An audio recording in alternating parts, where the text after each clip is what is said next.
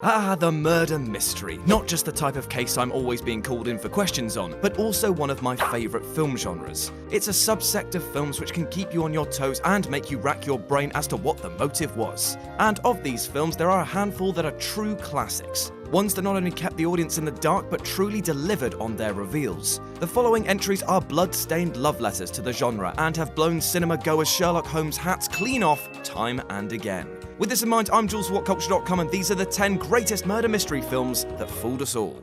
Number 10. Rear Window. Rear Window, a thriller directed by Hitchcock, follows a photographer who broke his leg and is now confined to a wheelchair in his apartment. With nothing but time on his hands, he begins to notice bizarre activities of his neighbours. As the actions of these people grows more and more odd, the lead and our own suspicions rise. The genius aspect of this film is the tension it exudes from every shot. The lead is unable to move, and so if the culprit catches him spying, he's as good as dead. It's intriguing in all the right places and is constantly asking the audience whether they can trust what they're seeing. It's actually infuriating in some instances as well, because the lack of a bigger picture makes the mind fill in the blanks. It's a delicious meal for the brain.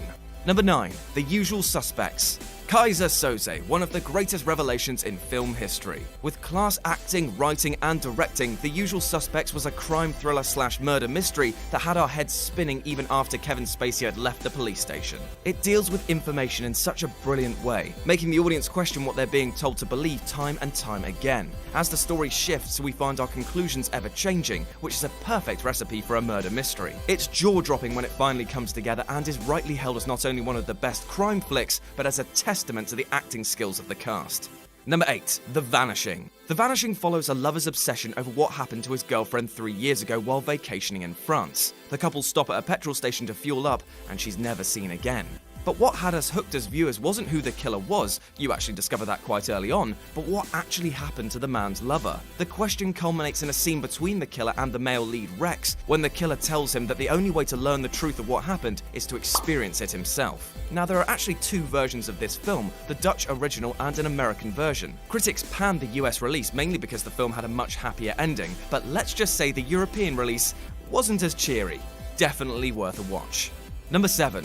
Seven is a beautifully dark and suspenseful film. Over the span of 7 days, a killer, John Doe, targets people who exhibit one of the 7 deadly sins. Each murder is gruesome, traumatizing, and psychologically destructive to the characters and the audience. But interestingly, it's a film which manages to fool the audience twice. Firstly, the identity of the killer was a closely guarded secret, and even kept out of the opening credits so as not to even hint at who was playing him. And secondly, when it came to the famous "What's in the bags?" scene, the audience were kept in the dark as to what was actually in there. Obviously, speculation and cast rumours have shed light on this, but on first viewing, it's chilling and brain-scratching in equal measure.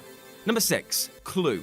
Now, I know this is very much a parody and indeed didn't do that well at the box office, but the idea behind this film was pretty great. Based on the board game Cluedo, a group of very well-to-dos and ne'er-do-wells are tasked with finding out who committed a string of heinous murders. All of the characters are incredibly shifty, which makes it very challenging to piece together the story as a viewer. And even if you do think you've nailed down the villain of the piece, there's a good chance you'll be wrong, as the film actually contains 3 different endings. The ingenious ploy of the producers of the piece was that depending on where the film was released, a different ending would be tacked on so that when people talked about it, it would confuse them further. Again, in principle, this was excellent, but was let down by the fact that the audience did feel a little misled. Number 5. Memento. Suffering from a specific form of amnesia, Leonard Shelby is on a vengeful path to discover the person or persons responsible for his wife's rape and murder. Now, at first, this might sound like a stock plot. Man remembers nothing, has to piece things together. But then things truly get odd. The film is shot in a very unique way. The black and white segments show time and events happening chronologically, but the ones in colour show the order of events in reverse. Then you have to factor in that Leonard might not be the most reliable of narrators, as his amnesia and influence is affected by information that he discovers, effectively rewriting the story to suit his vengeful desires. It's disjointed and chaotic, but well worth examining again and again, as it's so beautifully shot and so well paced that it stands as one of Christopher Nolan's best pieces. Number 4. The Girl with the Dragon Tattoo.